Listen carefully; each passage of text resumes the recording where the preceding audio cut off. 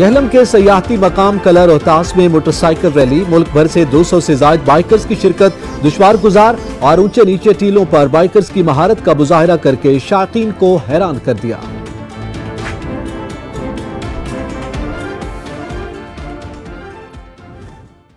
جہلم کے تاریخی سیاحتی مقام قلعہ روہتاس کے دامن نالا گھان میں سالانہ موٹر سائیکل ریلی کا انعقاد کیا گیا، جس میں ملک بھر سے 200 سے زائد بائیکرز نے حصہ لیا۔ بابر حسین کی رپورٹ۔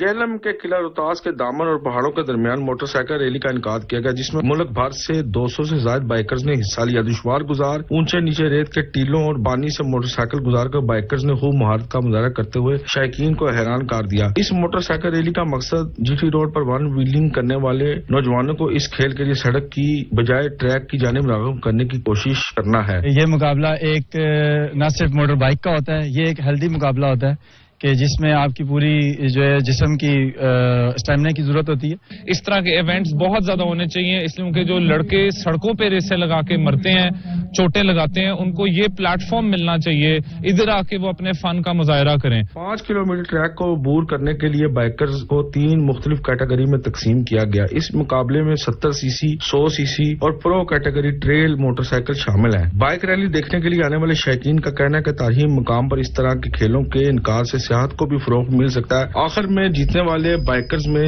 ٹرافیاں اور نقد انعامات بھی تقسیم کیے گئے۔ کیمرہ مین اسنین علی کے ساتھ بابر حسین، بیورو چیف سچ نیوز، جہلم۔